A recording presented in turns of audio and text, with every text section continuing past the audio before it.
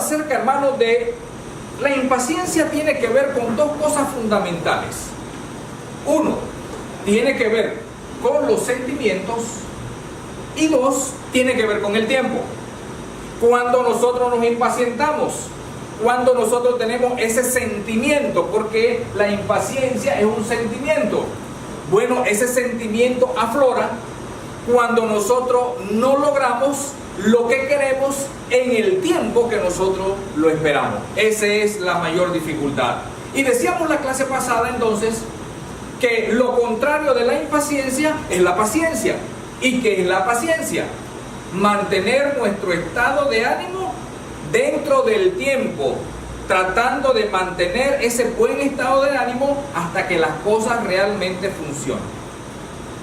Los sentimientos, hermanos, es algo que Dios ha puesto en cada uno de nosotros. Habíamos señalado que de acuerdo a la Biblia son tres las características del ser humano. Uno, el intelecto. Otro, la sensibilidad, que tiene que ver con los sentimientos. Y el tercer aspecto fundamental es la voluntad, aquello que nos permite a nosotros decidir e ir hacia un determinado lugar.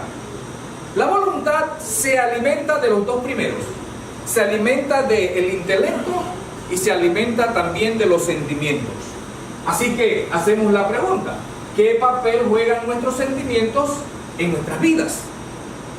¿Qué papel, y la pregunta es hacia ustedes, qué papel cree usted que juegan nuestros sentimientos en nuestra vida, en lo que nosotros hacemos? ¿Alguien tiene alguna idea? Todos tenemos sentimientos. ¿Qué papel juegan esos sentimientos en usted? ¿Qué papel ha jugado? ¿Cómo lo maneja usted? ¿Qué cree que ha logrado o ha dejado de lograr en base a los sentimientos?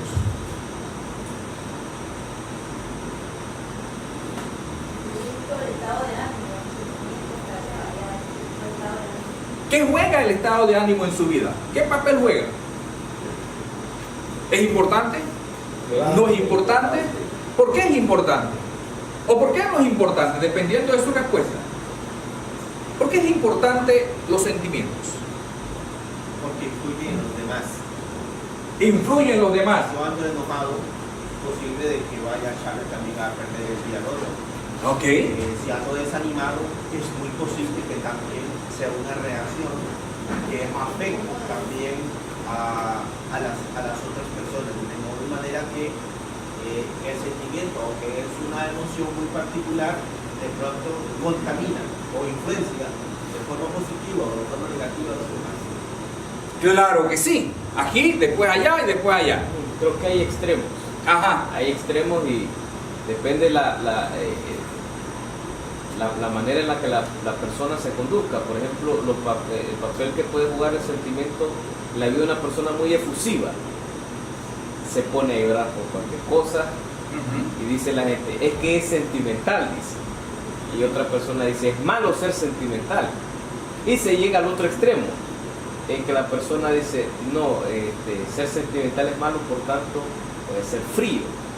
Y la manera en la que trata con las personas es muy fría y la gente dice, no, es difícil. Un ser humano frío dice que no tiene sentimientos, difícil lidiar con él. Pero creo que los sentimientos Dios los puso en el hombre y los puso en nosotros. De hecho, que dice Génesis que Él hizo agradable a la vista el Edén y etcétera, ¿verdad? Le da a Eva, a Adán. Creo que le crea esto en el hombre, son rasgos que Dios emplea en el hombre para que él pueda ser una persona que haga buen uso de ella, equilibrio de ella y pueda disfrutar de las cosas perfectas de Dios, de las bendiciones de Dios. Claro, ahí tiene que ver con el equilibrio. Ahí está nuestro problema. Y como decía el hermano a Francisco, si no mantenemos un equilibrio, nuestros sentimientos afectan positivamente o nuestros sentimientos afectan negativamente. Dependiendo cómo nosotros andamos o cómo nosotros nos sentimos, así mismo va a jugar un papel importante. O rechazamos a las personas, alejamos a las personas que están a nuestro alrededor, o la acercamos. Y ambas situaciones pueden tener situaciones, como dijo el hermano, extremas. Hermana Leidiana. La otra vez alguien me preguntaba que si a mí me No le estoy escuchando, disculpe. La otra vez alguien me preguntaba si me ha tocado atender a algún familiar cuando me estaba autista. Entonces yo le comentaba a esta persona que por lo general se trata de que usted no sea la persona que atienda a su familiar, porque usted no va a dar lo mejor de sí o no va a dar sus 5 sentidos porque le afecta los sentimientos. Entonces la parte sentimental no va a dejar que usted haga su trabajo de la mejor forma, porque ahí usted le afecta la parte sentimental. Claro que sí. La hermana Lediana tiene que ver mucho en ese aspecto, ¿verdad? Porque cuando afloran los sentimientos, wow, ahí hay que alguien tiene que mantener la calma, porque cuando vienen los sentimientos negativos son aquellos que destruyen, afectan, y alguien tiene que moderar en ese asunto. Resulta ser que alguien por alguna razón perdió el equilibrio, entró en un problema sentimental que puede ser o mucho sentimiento que lo va a llevar a tomar, decía el hermano, recuerdo la que decía la hermana, es un sentimiento o son malos consejeros el asunto de sentimientos como estos, o si usted los logra guiar o equilibrar, usted va a tomar buenas decisiones. Alguien más me estaba levantando la mano allá después, y después la hermana. Bueno, eso tiene una importancia en el ser humano y tiene que ver con los 5 sentidos que tiene cada ser humano, con el oído, con la vista, con el gusto, con el tacto, con todas esas cosas. Porque si no tenemos eso, de nada nos sirven los 5 sentidos, porque no podemos hacer nada sin sentimiento. Por lo menos nos lleva, por lo menos en el gusto de los alimentos, de la ropa, del vestido, del calzado, nos lleva el oír, que usted oye por lo menos la queja de cualquier persona, el palpar, que usted puede palpar si a alguna persona le duele en cualquier parte, y el caminar, de que usted vaya a donde las personas que están afectadas. Eso tiene que ver con los 5 sentidos que tiene cada ser humano. Claro, mire, la mayoría, y aquí está el punto, la mayoría de nuestras decisiones son tomadas no en base al intelecto, y aquí es donde está lo peligroso y lo que vamos a ver, sino en base a nuestro sentimiento, lo que yo quiero. Recuerden, ese fue el problema de este grupo de personas que se embarcan para ir a Roma. Decidieron en base a su sentimiento, es lo que observamos. En nuestro tiempo, para darle el paso a la hermana, en nuestro tiempo, mire, tenemos problemas a veces con nuestros hijos. No saben cómo vestirse. Y le decimos, no, va para la iglesia, ¿cómo necesita vestirse? No, pero es que a mí me gusta así. Ah, mire, ahí está el asunto. Me gusta vestirme así. Por ejemplo, en la tiempo pasado he tenido alguna dificultad con algunas jovencitas, por ejemplo, en Casa Hogar, porque recuerdo que en una ocasión había una jovencita que siempre le gustaba vestir con esos chorcitos hasta aquí, pegaditos. Y sí, yo he visto a personas que andan por la calle. Y yo le decía, pero no todo el tiempo, no es que sea malo, usted lo pueda utilizar. Pero no puede ser que usted vaya a la iglesia en ese chorcito. No puede ser que usted vaya de compra en ese chorcito. No puede ser que usted para estar en la casa esté con ese chorcito. Y cuando digo chorcito, no es un chorcito, sino que es realmente hasta casi la rodilla.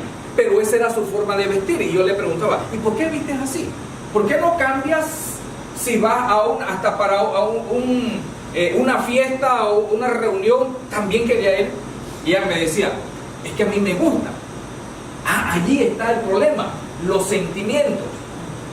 Lo que yo quiero nos lleva precisamente a hacer cosas que muchas veces la misma persona no entiende, pero toma la decisión no en base a conocimiento, sino que toma la decisión en base a su sentimiento, porque no logramos, hermano, y es un punto central, no logramos controlar eso. Hago lo que me gusta y no lo que debo. Eso es peligroso para nuestras vidas. Usted iba a decir algo, mi hermana.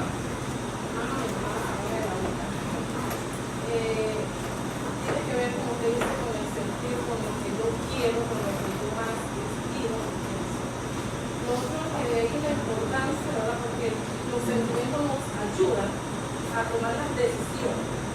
Que cuando lo hacemos efusivamente, podemos tomar buenas decisiones o malas decisiones. Así es. Ahí la importancia es de saber controlar y pensar con cabeza fría, ¿verdad? Mis sentimientos. Allí está el punto y allí vamos a llegar. Recuerde que ese es uno de los aspectos donde nosotros queremos llegar. ¿Usted va a decir algo? Sí, hermano.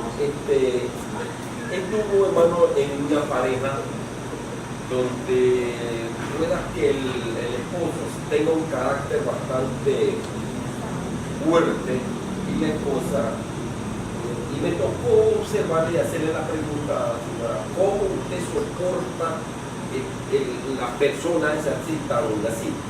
Bueno, amigo, yo le voy a decir una verdad. Él es el león, yo soy la oveja. Y yo sé cómo controlarlo y cómo llevarlo. Qué bien, porque no podemos ser dos leones en la misma jaula. Y eso me llamó la atención, ¿verdad? Pero quien caminaba la cuestión era la mujer, la que decía. Muy buen ejemplo, hermano, porque, mire, nosotros buscamos objetivos en esta vida. Nosotros vamos a buscar objetivos. ¿Cómo lo vamos a lograr? Normalmente, el que se deja llevar por los sentimientos no logra su objetivo. Pero el que piensa, tal como ha dicho el hermano, el que piensa y toma como punto de partida fundamental lo que es el intelecto, va a lograr amigos, va a lograr trabajo, va a lograr tener una familia, una buena familia, va a lograr todo lo que se proponga, siempre y cuando Dios está de acuerdo, porque logra manejar sus sentimientos, logra mantenerlo en el equilibrio adecuado. ¿Por qué se rompen las amistades, hermano? Porque alguien no logró un equilibrio. No debió decir lo que dijo en ese momento. ¿Por qué se rompen los matrimonios? ¿Y por qué de vez en cuando tenemos que decir, perdona, no quise decir? Porque en ese momento afloran nuestros sentimientos y no actuamos en base a lo que debe ser, sino a los sentimientos que afloran en ese determinado momento. Habíamos hablado anteriormente acerca de lo que ocurrió, por ejemplo, con estos hombres en Hechos capítulo 27.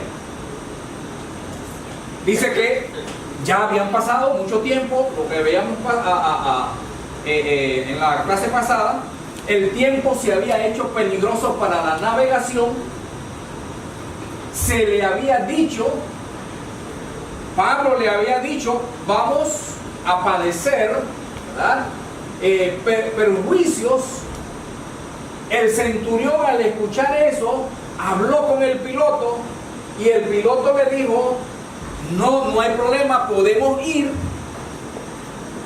Y luego nos dice la escritura que siendo incómodo, y ya empezamos a ver por qué razón ellos toman la decisión, siendo incómodo el puerto para invernar allí, dice que la mayoría manifestó que sí, podían realmente ir hacia ese lugar, ¿verdad? Así que la mayoría acordó en base a sus sentimientos, ¿verdad?, de que era incómodo llegar, por ejemplo, a Fenice, que era un puerto en la isla de Creta un poco más adelante. Y luego vemos que dice que soplando una brisa del sur, a ellos les pareció, mire, lo que deseaban, lo que nos está indicando a cada uno de nosotros que tenían una incomodidad, que esa incomodidad los lleva a tener, en este caso, un deseo, y el sentimiento que albergan ellos es tiempo. Miren, se hace difícil la navegación, tenemos que irnos, no me gusta estar aquí, vámonos. La mayoría acordó y dice que ellos pensaron que ya tenía lo que deseaban. Así funciona, hermano, esto en cada uno de nuestras vidas. Muy bien.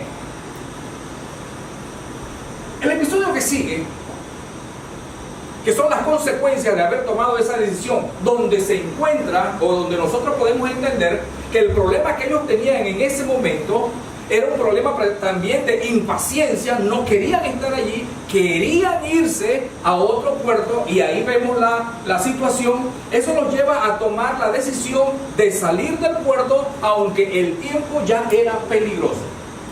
Nos dice la Escritura. Pero no mucho tiempo después, ya habiendo salido, vio contra la nave un viento huracanado llamado Euroclidón. Y siendo arrebatada la nave y no pudiendo poner proa al viento, dice, nos abandonamos a él y nos dejamos llevar. Y habiendo corrido a sotavento de una pequeña isla llamada Clauda, con dificultad pudimos recoger el esquife. Y una vez subido a bordo, usaron los refuerzos para ceñir la nave. Y teniendo temor de dar en la sirte, arriaron las velas y quedaron a la deriva. Pero siendo combatidos por una furiosa tempestad, al día siguiente empezaron a alijar. Y al tercer día, con nuestras propias manos, arrojamos los aparejos de la nave. Y no apareciendo ni sol ni estrella por muchos días, y acosados por una tempestad no pequeña, ya habíamos perdido toda esperanza de salvarnos. A eso habían llegado. La salida de ellos, intempestivamente, por no esperar, los llevó a esta situación. Así que aquí tenemos algunas palabras muy importantes que debemos analizar. Por ejemplo, dice Euroclidón. Vio contra la nave un viento huracanado llamado Euroclidón. ¿Alguno sabe qué es un viento Euroclidón? Agitación. Acabo de buscar, es una agitación violenta. Agitación violenta. El mar produce esas olas inmensas que vemos en las películas. Claro que sí. Especie de un ciclón. A especie de un ciclón. Un remolino. ¿Cómo se da eso, hermano? La palabra Euroclidón es una palabra compuesta. Euro, que significa este, y Clidón, que significa norte. Significa entonces un viento huracanado que viene desde dos, o se une en un solo lugar, el del este y el del norte, lo que hace posible lo que han dicho los hermanos, una especie de olas muy, pero muy grandes, y eso es terrible en el mar. Esto es lo que aconteció. Les decía a la clase anterior que es muy parecido o tenía algo que ver con aquella película llamada La Tormenta Perfecta, donde varios vientos hacen posible que exista esta clase de situaciones. También tenemos otra palabra, dice que y siendo arrebatado la nave por ese viento y por esa tempestad, dice que no pudieron poner proa al viento. ¿Qué significa proa al viento? Los que han estado en naves, en barcos, ¿qué significa proa al viento? Como para contrarrestar la fuerza del viento y desviarlo. Ok, dice proa al viento. ¿Qué significa la palabra proa? En un barco, ¿qué es la proa? La parte de adelante. O sea que si el viento viene para acá, hay que poner la proa así, para que el viento pare, pero parece que era lo contrario. Claro, ¿y por qué hay que poner la proa al viento? ¿Por qué mejor no darle un costado del barco y que el viento venga de este lado y que dé un costado? Claro, claro. Y mire que lo que nos está diciendo es que eso fue lo que ocurrió, ¿verdad? Dice que la nave fue arrebatada y ellos no pudieron poner proa al viento para mantener el barco más o menos en una buena dirección para no sucumbir a esta dificultad. Además dice que habiendo corrido a sotavento, ¿qué es la palabra sotavento? Mire, a veces nosotros leemos y hay palabritas allí que son importantes para nosotros tener la correcta interpretación y saber qué es lo que se nos está diciendo. Entiendo que sotavento es en contra del viento. Entiendo que es sotavento. No, pero dice que ellos no pudieron poner proa al viento. Por eso, porque era... Sino que dice habiendo corrido a sotavento. Entonces Entonces sería dejarse llevar por la espalda del... O sea, Claro. o sea, el viento hizo con ellos lo que... Claro. Yo tenía que poner mi barco donde viene el viento. Pero como no lo pude hacer, entonces lo que hizo el barco fue así. Tener el viento y que me lleve a sotavento. A esto es lo que nos está señalando. Así que eso ocurrió con el barco. Al contrario también se dice barlovento, que es entonces lo contrario, poner proa al viento. ¿Verdad? Son temas que me tengo que ilustrar, hermano, para poder ser, porque no soy navegante. Muy bien. Dice que esto, habiendo recorrido a sotavento, dejándose llevar por el viento hacia donde quería, y nunca el viento va a poner la proa, ¿verdad? Sino todo lo contrario, dice, vimos una pequeña isla llamada Clauda, con dificultad pudimos recoger el esquife. ¿Qué es el esquife? El esquife es lo que usan pequeñas embarcaciones para transportar a una persona o un salvavidas para una costa. Claro, el salvavidas.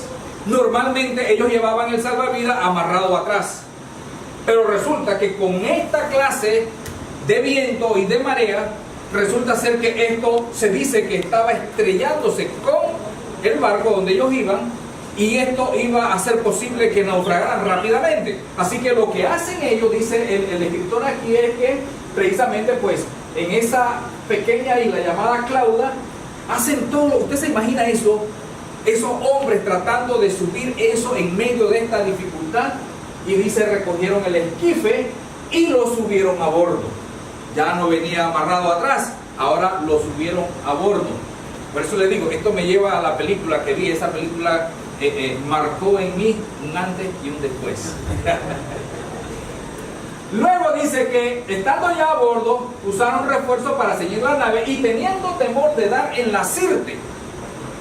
¿Qué es la sirte? ¿Tiene alguna idea de qué es la sirte? Creo que era una especie de banco de arena donde se pueden caer los bancos. Claro, el banco de arena. Bancos de arena que tal vez usted no lo ve, pero allí está. Nosotros en una ocasión, andando de pesca, y usted le puede preguntar la historia a nuestro hermano Simeón, dimos en la sirte. Y allí quedamos varados como por mínimo 5 horas. Allí. Dice que agarraron las velas y se quedaron a la deriva. Allí, precisamente teniendo este temor de quedar parado en un banco de arena, dice, ¿sabe qué? Bajen las velas. Bajen todo eso. Y quedaron a la deriva. Pero siendo combatidos por una furiosa tempestad, dice, al día siguiente empezaron a alijar. ¿Qué es la palabra alijar? Botar todo el peso de la nave. Claro. Comida, agua, cajones, ropa, todo lo que estaba creando alguna dificultad para aligerar la nave, todo peso. Mucho peso. Lo que ellos en un momento, cuando partieron, tuvieron que cargar en sus hombros, ahora ellos mismos tuvieron que empezar a botarlo. Porque dice que la tempestad estaba furiosa y ellos dicen, vamos a ver que la nave no se nos hunda. Al tercer día, con nuestras propias manos arrojamos los aparejos. ¿Qué son los aparejos entonces? Si ya botamos todo lo que era de peso, dice ahora le tocó los aparejos. Yo creo que son todas aquellas cosas que sostienen las velas, mástiles, soga. Digo yo, no sé, realmente no puedo creer. He ahí un lobo de mar que conoce. Sí, los aparejos son esos. Los aparejos entonces todos aquellos instrumentos que sirven para la navegación. Mira hasta dónde llegaba precisamente la dificultad de esta gente, que empezaron a tirar fuera del barco lo que era vela, lo que era amarras, lo que era todo aquello que ya, porque la situación era tan crítica. Y habiendo hecho esto, dice, miren, pasó muchos días y perdimos toda esperanza de aún la vida. O sea que ya ellos, miren, había poco a poco, habían ido deshaciéndose por una mala decisión, hermano. Todo lo que empezó a ocurrirles y empezaron a perder precisamente por ese sentimiento llamado impaciencia, donde no podemos esperar en un lugar porque no me siento bien, por lo tanto tenemos que salir y todo el mundo está de acuerdo, aunque alguien le decía no hagamos esto. Bien, ¿alguna pregunta? Sí, estoy viendo que, bueno, quiero relacionar eso con Saúl. Una decisión provocó una destrucción para él, para su reinado. Entonces, una decisión, una persona loca puede ser desastrosa para, inclusive no solamente él, sino la familia. Y esto pasa porque no se piensa, no hay ese tiempo para analizar, para examinar, para detenernos a ver si tiene consecuencias negativas, en qué va a perjudicar eso. Entonces, casualmente porque no hay paciencia. Claro. Y si uno al menos pudiera pensar 2 veces, posiblemente tanta desgracia no nos haya venido a nuestra vida. Pero yo creo que es ahí donde nos hace falta sabiduría para poder en el momento preciso hacer un alto y saber si eso es conveniente o no es conveniente. Claro, la impaciencia, por la impaciencia. Y he encontrado personas que dicen, no es que yo soy impaciente, a mí no me gusta. Hermano, ¿sabe lo que está diciendo?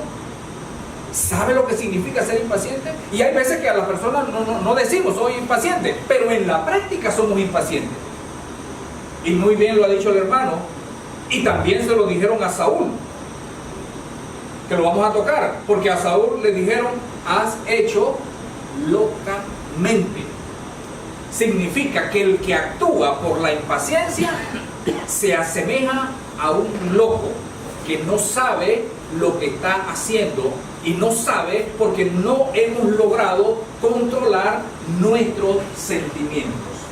¿Qué son las consecuencias, hermanos? La palabra consecuencia viene del latín conseguir y es aquello que resulta, el producto, ¿verdad?, de una causa, es el efecto, el resultado de un hecho, algo que usted hace e indica que usted tiene responsabilidad en esa decisión. Cuando hablamos entonces, hermano, de los sentimientos, tal como se decía hace un momento, pueden haber sentimientos positivos como pueden haber sentimientos negativos. Independientemente de cuál sea, usted es responsable, y eso es lo que significa la palabra consecuencia. Bueno o malo, usted tiene una responsabilidad.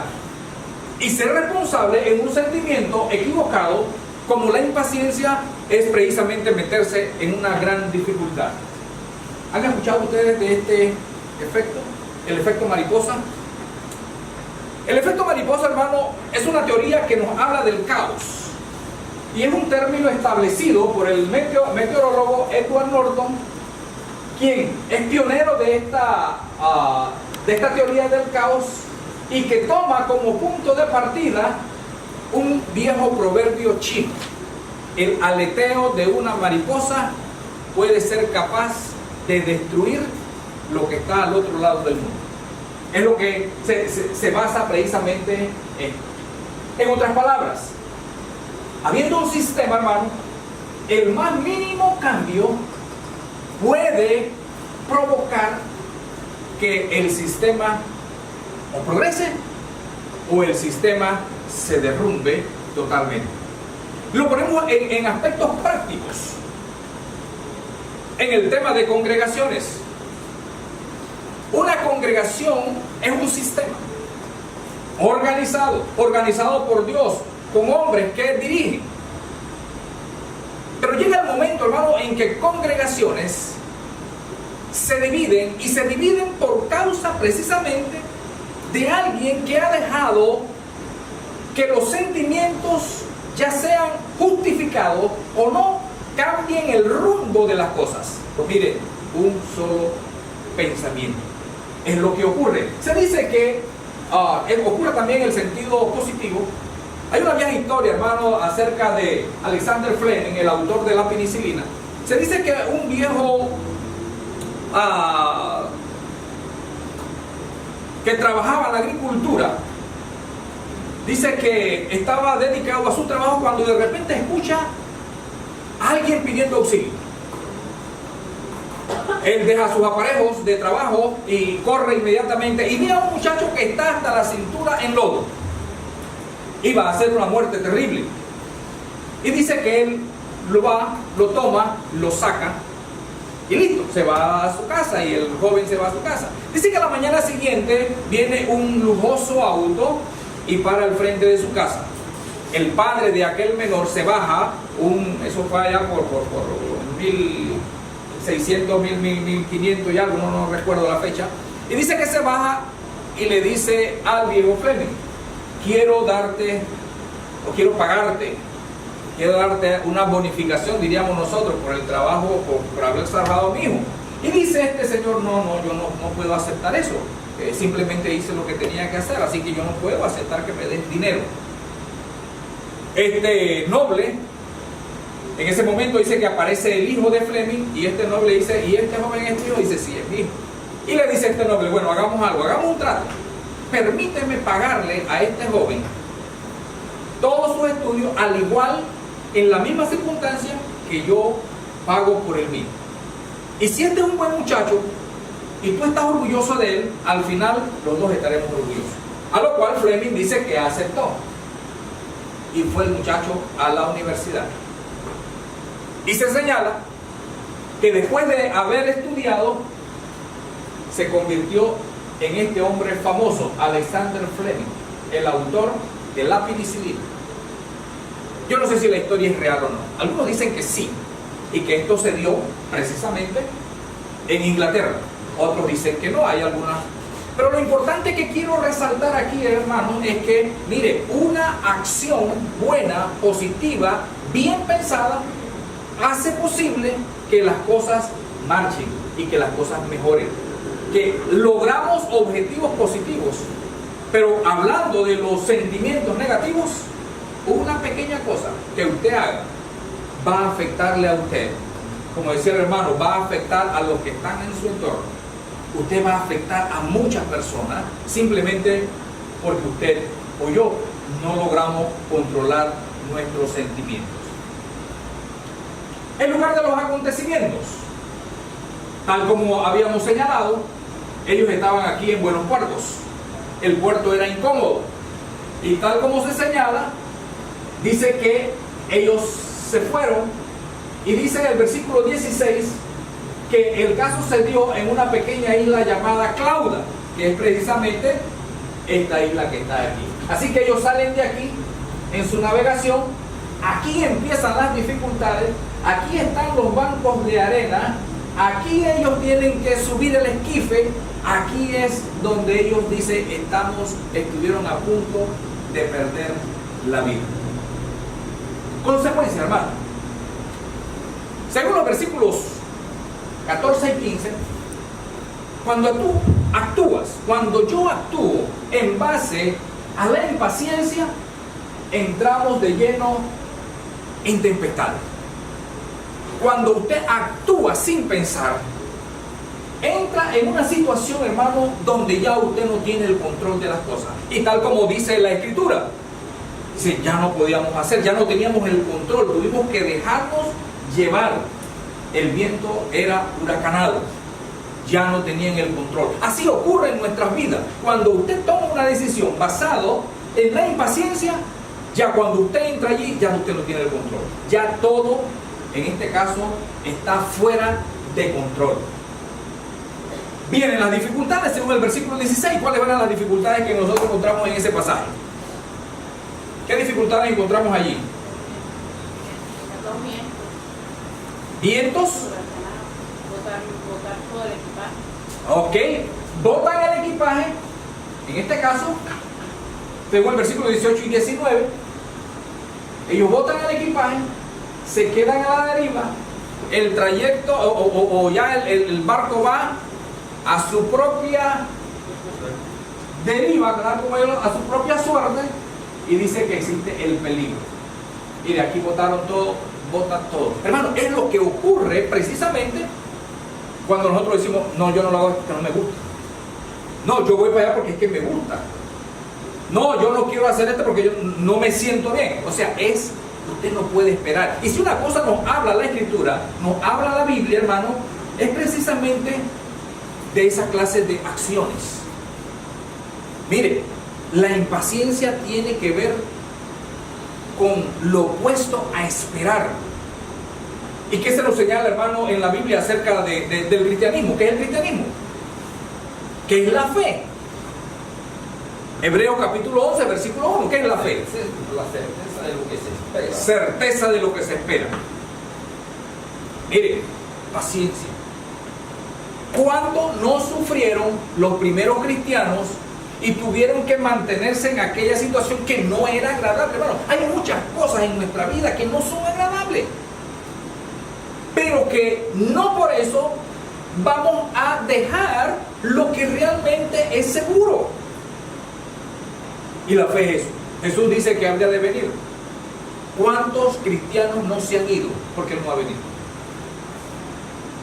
¿Cuántos cristianos no se van de las congregaciones porque no les parece lo que está ocurriendo en una congregación? Y dicen, no, yo mejor me voy al mundo. Impaciencia. ¿Cuántos matrimonios no se han roto porque precisamente no soporto a la otra persona? No me gusta estar así, me molesta esto, yo quiero estar en una situación mejor. Impaciencia, hermano. ¿Cuántos hijos se quedan sin padre y sin madre precisamente por acciones como esta? La impaciencia. La impaciencia, decía la hermana, no es un buen consejero. Aquí tenemos un ejemplo de un hombre, tal como lo señalaba el hermano Simeón, impaciente, y también tenemos sus consecuencias. Según 1 Samuel capítulo 13, versículo 1 al 14, Samuel estaba en pie de guerra con los filisteos. Pero resulta ser que antes de llegar precisamente a entrar en batalla, había que ofrecer sacrificios a Dios. ¿Y quién debía ofrecer los sacrificios? ¿Quién debía ofrecerlos? El sacerdote. ¿Quién era el sacerdote en ese momento? Samuel. Y pasaban los días y el ejército estaba allí en posición. El ejército de los filisteos estaba allá en posición, y pasan los días y Samuel no llega. ¿Cómo se siente? ¿Cómo se siente Saúl? Desesperado. Wow, qué falta de este Samuel. Qué falta de respeto, qué falta de responsabilidad. ¿Cómo él va a llegar tarde cuando yo estoy aquí? Tiene que ver con vida. Es mi ejército, el ejército de Dios. Él tiene que ofrecer sacrificio y mira, él no llega. No es así que nosotros actuamos, hermano. Así mismo actuamos. Hay que hacer algo. No, pero es que esta gente está... ¿Cómo es posible que ocurra eso? Eso no debe ocurrir. Nosotros tenemos que hacer algo. ¿Ocurre en los matrimonios? Sí. Este hombre tiene que salir a trabajar y no lo hace. ¿Hasta cuándo esto? No, yo voy a tomar mi decisión. El hombre dice igual. Oye, yo llego aquí, no hay comida. Esta mujer está todo el día sentada allí, viendo novelas, viendo televisión. Su responsabilidad es esta. ¿Sabe que yo no aguanto más? Impaciencia. Y eso fue lo que hace Saúl. ¿Qué hizo Saúl? No esperó a Elías. No esperó. ¿Qué hizo entonces? Porque había que ofrecer sacrificio. ¿Qué hizo él? ¿No ofreció los sacrificios? ¿O sí los ofreció? ¿Y quién los ofreció? Él los ofreció. Él mismo. ¿Sabe qué? Yo mismo lo voy a hacer. Y se acabó, Señor, yo mismo lo voy a hacer. No esperó, fue impaciente y pensó que su decisión era lo correcto. Pero no era lo correcto. ¿Por qué? ¿Por qué no era lo correcto? Pareciera ser. Hombre, si no viene, yo mismo lo hago. Porque la regla era los sacerdotes, no era. Esa era la regla. La regla es el sacerdote. Tú no puedes hacerlo. Cuando Dios dice algo, hermano, es eso. No puedes estar inventando en situaciones donde Dios ya ha hablado. Y aplicándolo a nosotros, hermano, cuando hay conocimiento, es el conocimiento el que debe demandar y no mi sentimiento, lo que yo quiero o lo que yo pienso que debo hacer. Así que Saúl entró en una tempestad. Inmediatamente, cuando llega el sacerdote, que le dice: locamente has actuado. No debiste hacer eso. Ahora tu reino, que era próspero, ahora se te va a quitar. Mire, tenía que esperar solamente. La situación entendemos que era difícil, pero tenía que esperar. Es allí donde Dios dice paciencia. Paciencia. Entró en las dificultades de la guerra, la pérdida de su reino. Sus acciones lo llevaron a perder lo que tanto había de valor que había obtenido, que es el reino, que todas las comodidades que tenía. Todo eso empezó a perderlo. Finalmente perdió el reino. Y finalmente perdió la vida. Perdió a sus hijos. En una guerra mataron a sus hijos. Y él finalmente se echó sobre una espada y murió porque ya no había forma. El reino había sido perdido por un caso, hermano, por una acción de impaciencia. Conclusiones. La primera conclusión que tenemos, hermano, es que el conocimiento es importante para tener motivos y las causas de actuar. Y para la próxima clase, para el próximo domingo, estaré contestando la pregunta que me hizo Lady Ana acerca de qué hacer en circunstancias semejantes, ¿verdad? ¿Cómo actuar donde pareciera que hay dos vertientes? ¿Qué hacer? Y hay desesperación. Bien, es importante actuar en base al conocimiento. 2, hemos observado que nuestras acciones por impaciencia nos pueden llevar a situaciones muy difíciles, como le ocurrió a aquella tripulación que, adelantando, realmente naufragaron, perdieron todo. No era, y no es nada agradable, hermano, estar en un mar cuando está en circunstancias más o menos picado, pero cuando hay un euroclidón, wow, es muy terrible. Una acción impaciente nos quita todo control de nuestras acciones, porque son los sentimientos los que empiezan a actuar.